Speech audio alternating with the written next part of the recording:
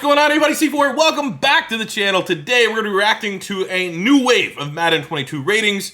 Yesterday, they dropped edge rushers and defensive linemen, but nothing really to make a video solely about that because I didn't think anything was too outrageous, worth me going on a rant. Today, they released tight ends and running backs, and boy, oh boy, are the running back rankings really popping off on social media right now, so I knew I was going to weigh in. But quickly going through the other ratings that I didn't talk about yesterday, we have the top edge rushers here.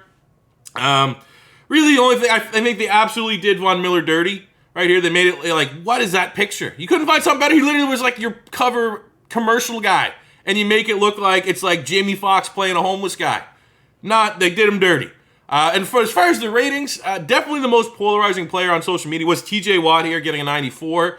I think it is a little weird knowing the year TJ Watt had, knowing the year JJ Watt had, seeing them both at a 94, but understanding that Madden, ultimately, you got to find that balance between production, what have you done for me lately, and also still viewing, the hyper nerd stats like blocks won and level of edge, tackles and offensive linemen they've gone up against, pass rush, win rate, and just general talent and ability. So that's, it makes sense. I'm not going to say that JJ Watt still getting a 94 is ridiculous because, let's be honest, he's still kind of JJ Watt, but I don't think there'd be anything wrong with giving TJ Watt a 95 so that he's the sole possessor of the third highest edge rusher rating in Madden. I think that would have made a lot of Steeler fans happy. Mac 96, again, Madden ratings are not always about production. Khalil Mack is insane. He's absurd. Still should have that 96, and I don't think there's anybody complaining about Myles Garrett getting that 98. If you don't think Myles Garrett's the best edge rusher in the NFL, and you're not classifying Aaron Donald as an edge rusher, there's something wrong with you. Myles Garrett he's honestly like from a different planet. And unless you're a Steeler fan, come on, he's really good. Then you look at the D lineman. We have Aaron Donald, 99. I made a tweet yesterday. Can we just give him 100? He's been a 99 for the last 5-6 games. Let's just give him 100. Break the mold. Do something different. Do something bold. And just straight up reward the most dominant player in the NFL. Just give him 100. You've done it before. They do it in Madden Ultimate Team sometimes. I think that'd be kind of cool, honestly. It'd be like, we gave our first ever 100 rating Aaron Donald. I don't think anyone would complain. Fletcher Cox getting a 94. I'm a biased Eagle fan. I was surprised with that high rating. But again, knowing that's not all about box score stats, I think probably bias included. I don't know if there's anyone that's more talented than Fletcher Cox. He's been dealing with injuries the last 2 years. A healthy Fletcher Cox. Do I think Chris Jones, Buckner, Hayward, anyone else on this list is better than... No. I still do think he is... there's that big gap. Tier 1 Aaron Donald going down to the next tier. It's not a bad rating. But, I mean, if I wasn't an Eagle fan, I'd be like, what has Fletcher Cox done the last 2 years? And even as an Eagle fan, Fletch, he needs to have a big year this year. He needs to justify that big-time contract we have him on. But I don't think it's a bad rating, because if you really do watch Fletcher Cox, he's double-teamed every single play. He gets the same kind of respect that Aaron Donald gets from opposing teams. The only real rating from the D lineman I thought was a little bit weird. I think you swap Vita Vea here with the 88 with Michael Pierce, and I think that'd be pretty much my top 10. I think Vea should be in the 91. Pierce, more of a run stuffer. 88, it's fine. You're good at what you do, but it's not sexy. Vita Vea can run stuff, and he can pass rush.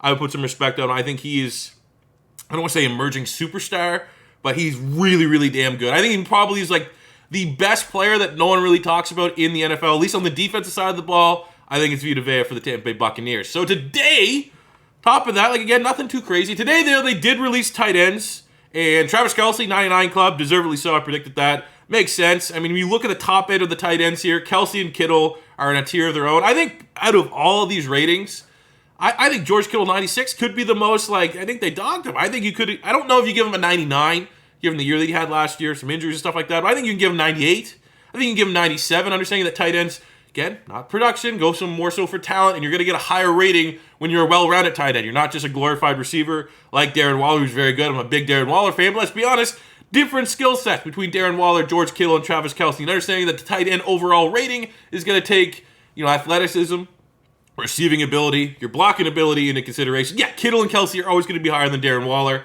but I think you could give Kittle, like I said, 97. I'd probably give him a 98. Waller 93 is good, and then you have that other tier. There's still it's like Kelce and Kittle, tier 1. Tier 2, a little bit down there is Darren Waller all by himself. And then you take another big step down, and you have pretty much every other tight end that's on this list. Andrews, 88. Henry, 87. Really, all these tight ends outside of probably Hooper and Gesicki are very well-rounded from a receiving and blocking standpoint. And that's not necessarily dogging those two guys. I don't think there's anything too egregious here with the tight end ratings. I think you could look at like Bob Tunyon with his 11 touchdowns. Maybe he could have cracked this list, but for all we know, he's also at 84. Just didn't make the graphic here. If you're a casual, you might be saying like, why is Dallas Goedert making it over Zach Ertz? And I'll just say this: if you want to see some of the funnest tight end college film, go watch Dallas Goedert's chop up from South Dakota State. Literally was making Odell catches left, right, and center on a weekly basis. I think if we get consistent quarterback play this year in Philadelphia, be it Jalen Hurts or a quarterback we may or may not trade for, I don't know what I'm doing if that trade happens. Goddard could absolutely have a very good year. Noah Fant had a good year for the Broncos. He probably is hovering around that top 10 spot as well. But again, tight ends, I think the worst thing here is 96 for Kittle could be viewed a little bit lower. But here's kind of what's setting everybody off here today on social media, and it is the running backs. We'll start on the other side, 6 through 10.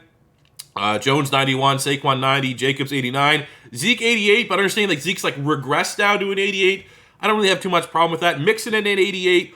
I think knowing that this is just the cutoff, does Mixon make my top 10 running backs? I think personally, I'd probably have Kareem Hunt and Austin Eckler ahead of Joe Mixon. And again, they could be right there, like 88, 87, just didn't make the graphic. But I think if this was my top 10, these would be the running backs, but I probably would sell out Mixon for Austin Eckler.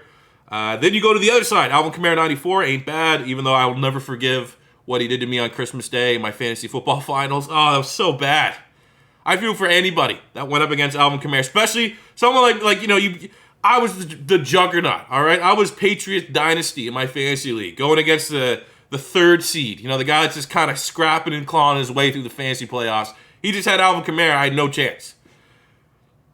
I could actually probably go another 5 minutes ranting on that. I'm not. Alvin Kamara at 5 is good. Dalvin Cook 95 at 4 is good. Chubb at 96 at number 3 is good. But it's this top spot that is getting a lot of people hot today. Derrick Henry, 96 overall, 2,000-yard season, most productive running back in the NFL. And then you have Christian McCaffrey, who missed a lot of the season last year with injury, regressing from 99 down to a 97. Now, let me just take a little sip here, because I got to let that simmer. People are mad. People are big mad. Now, I think the most important thing to understand is that the Madden ratings, not all about box score stats, not all about production. I think when you, just think about it. I know there's going to be a lot of biased Titan fans that are like, look at the production. Got to give Derrick Henry number 1. Here would be my argument. I personally would have given them both a 97 because they're both, I think there are some validity in both arguments, and there'd be no harm in giving them both 97 because I think from a production standpoint, celebrate, reward, if you will, what Derrick Henry accomplished last year, just how dominant he can be. Make him the number 1 running back in the game. But also tie Christian McCaffrey because Madden rating is not all about production. It's about, you got to give them a rating. You got to go through all the different attributes and give a rating. And therefore, I think Christian McCaffrey being the most talented running back in the NFL also probably should have a 97. You look at Derrick Henry, he's a power back. But he's not, you're going to have certain attributes. Derrick Henry would be getting 99. Like stiff arm, probably pretty high there in trucking, vision, stuff like that. But, you're not going to give Derrick Henry, super high agility. You're not going to give him speed. You're not going to give him a lot of those crazy things. They're not going to get, just from a pure statistical standpoint, going spot by spot by spot, row and column, like you're creating a player in Madden. Christian McCaffrey's going to have higher ratings than Derrick Henry in a lot of categories. So, therefore, he must be more talented. Therefore, his Madden rating will be higher. So, I think the way around this would have just been giving them both a 97 and then, 3-4 weeks into the season, as the ratings get updated, things will start to settle. And if McCaffrey's healthy, he's going to be, holding on to that rating, justifying that rating. Same with Derrick Henry, vice versa. But it's very polarizing. Definitely want to hear what you guys think about these running back ratings. I personally would just give them both a 97, tied for first. But then, maybe that's the easy coward's way out because you wouldn't have that clear-cut running back 1 in Madden 22. But definitely want to hear what you guys think about these running back ratings. All the ratings we talked about today, let me know in the comment section below. That'll do it for me today, guys. Thank you for watching. Hopefully we have another Detroit Lions episode out for you guys maybe tonight, if not tomorrow. So keep an eye for that on your sub boxes. But that'll do it for me today, guys. Thank you for watching. And C4, saying peace out.